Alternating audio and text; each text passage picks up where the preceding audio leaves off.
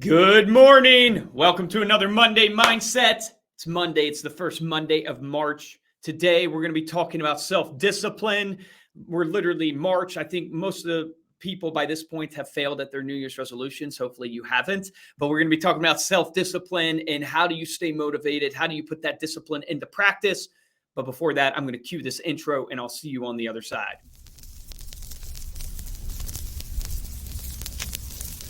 There are no bad businesses. There are just those people who don't know enough to see the opportunities in the work they're in. If there seems to be no future or opportunity in it, it isn't always because it's not there, but perhaps only because we can't see it.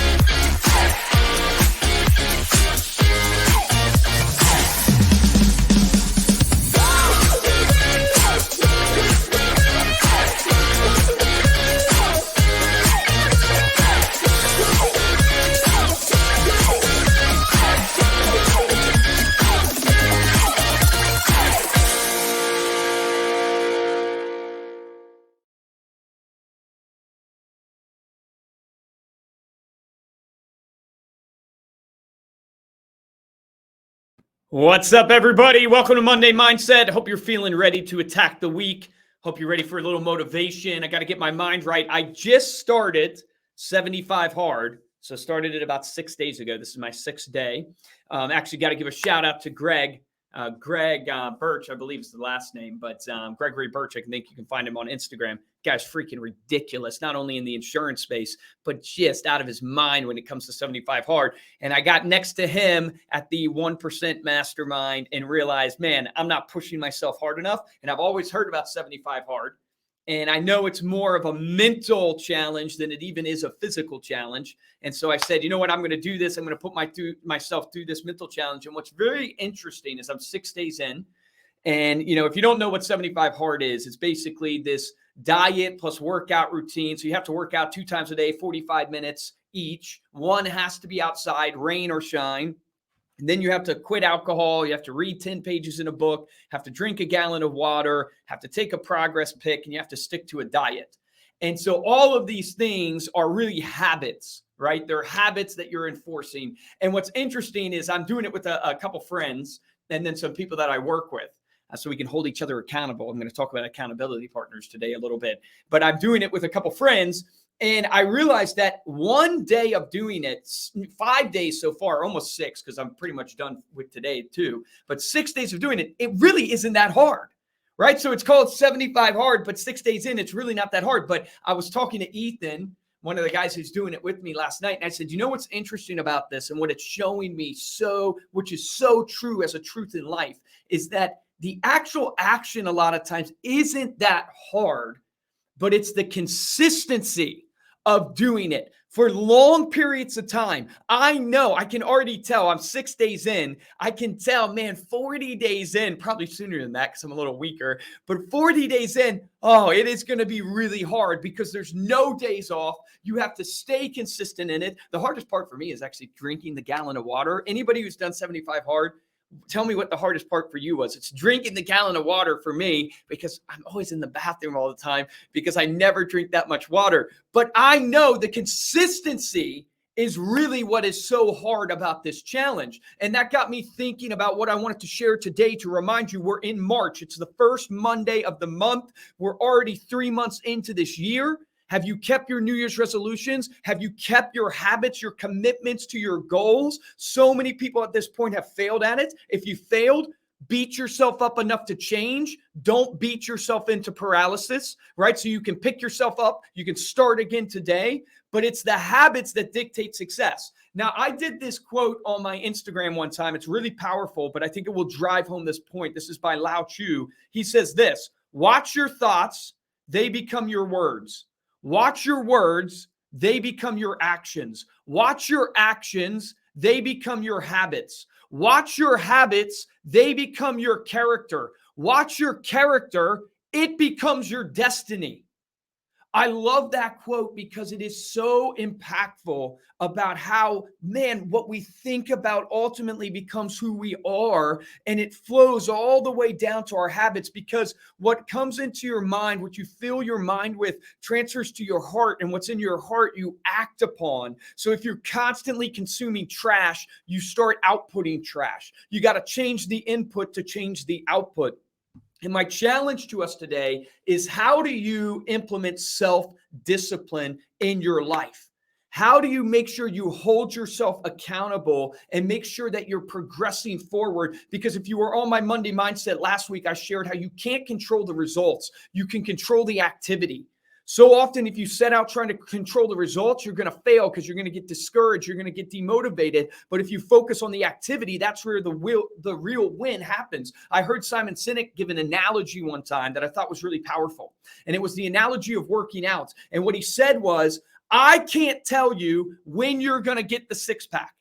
So I can't tell you. In fact, no nutritionist, no trainer out there, it doesn't matter if it's the best trainer in the world or one that just started. Nobody can tell you exactly when you're going to get that six-pack. But here's what they can tell you. They can tell you that, hey, if you eat right, if you eat healthy, and your input is less than your output, if you get to the gym consistently, I can't tell you when you're going to get home and look at the mirror and you're going to see that six-pack, but I can guarantee you, beyond a shadow of a doubt, you will eventually see that six-pack. But what happens to us is we get discouraged in our habits because we have this goal. I want to have a six-pack, and we run off to the gym, and guess what? We work out really hard. We work out for 5 hours, 6 hours even. We put all this effort in. We eat right, and we go home, we look in the mirror, and we look the same. Because we all know that change doesn't happen overnight. It doesn't matter if you go to the gym for 12 hours in one day. It's not what's going to make the difference. What makes the difference is the consistency over long periods of time. I heard this said one time, and I thought it was really powerful. You know what success looks like? It looks like doing the things you know you need to do, the things you don't want to do, for long periods of time at the highest level. I'm going to say that again. Doing what you know you need to do. A lot of times what you don't want to do, best day to go to the gym is the day you don't want to. The best day to make your phone calls is the day you don't want to. Doing what you know you need to do or what you don't want to do for long periods of time at the highest freaking level. That is what success is. How do you achieve that? First step to achieve that, I'll give you just a couple points that help me. First step to achieve that is you actually have to sit down and you have to actually examine your weaknesses. You have to examine where you struggle. Where is it that you keep giving in? Is it in the food that you're eating? Is it in the making the calls because you're scared of rejection? Is it because you're not investing in sound things to feed your body, mind, and spirit, meaning you're not reading anything? Albert Einstein, I think, said there's no difference from the person who can read and doesn't read anything and the person who can't read. Meaning if you have the skill set, but you're not implementing the skill set, it's not going to help you. What are you inputting in? What are you reading to feed you so you can have that motivation? You first have to examine, where am I struggling? What is it that I don't want to take on? Because you cannot solve a problem that you don't admit exists. You have to first admit it exists to be able to solve that problem. Second thing that I think you need to do is, if you think about that Lao Tzu quote, right? Everything flows from where your focus is. Tony Robbins says, where your focus goes, your energy flows, right? So everything flows from where your focus is. And I've shared this before on Monday Mindsets. You know how important it is to know your goal, to know your why? And I love what Eric Thomas says when he talks about your why. Your goal needs to be like oxygen. You know, you don't think about the air that you're breathing right now. You're not thinking about it. But I promise you this, man, if all of a sudden you can't breathe, guess what becomes the utmost importance to you? Guess what becomes the utmost desire for you? When people think about why they don't accomplish their goals, a lot of times they blame resources. They blame, I don't have the resources to accomplish my goals. I don't have the resources to stay consistent. You don't have a resource problem. You have a resourcefulness problem, because when you need oxygen, you become really resourceful. When you're in trouble and it's life and death, you become really resourceful. Is your why something that is like oxygen to you, that will wake you up in the morning, that you don't need an alarm clock for? It really gets you out of bed, because this is why you're living. This is why you're breathing. If you don't have that in your life, man, you're missing out. And that's something that has to be bigger than material things. This is why everybody who's made a little bit of money always comes back to saying it's not about the money, because they realize money is a fleeting motivation.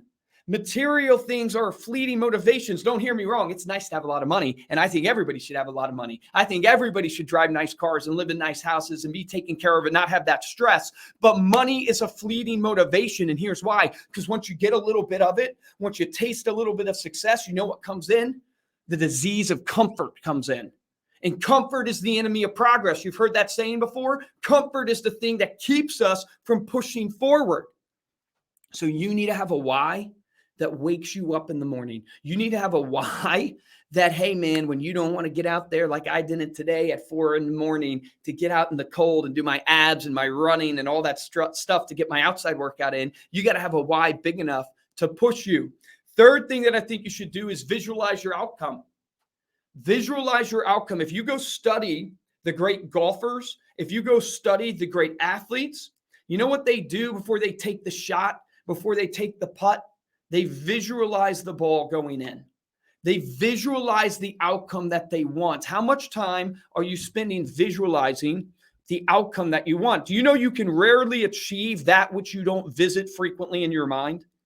You can rarely achieve that which you don't visit frequently in your mind, meaning if you've never visualized what you're trying to achieve, if you've never experienced what that looks like, it won't come to fruition. Why? Because where your focus goes, your energy flows. So if you're constantly visualizing that success, constantly visualizing that swing, that ball going in, you can see it and it starts happening for you. The power of visualization is real, but so many people don't implement it. They don't practice it because they feel it's kind of mysticism or hocus pocus. No, it's simple. What it is you're putting into your focus where you want your energy to flow. You're visualizing that. Who hits their goal? The person who looks at it 365 days a year, or the person who just writes it down at New Year's, hopes to achieve it because they've written it down one time?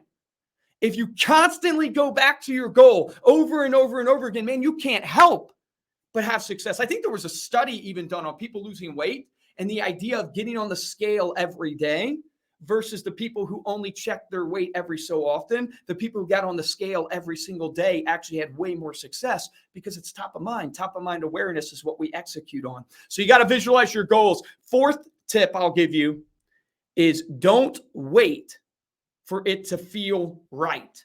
Don't wait for you to have the motivation. You want to practice self-discipline.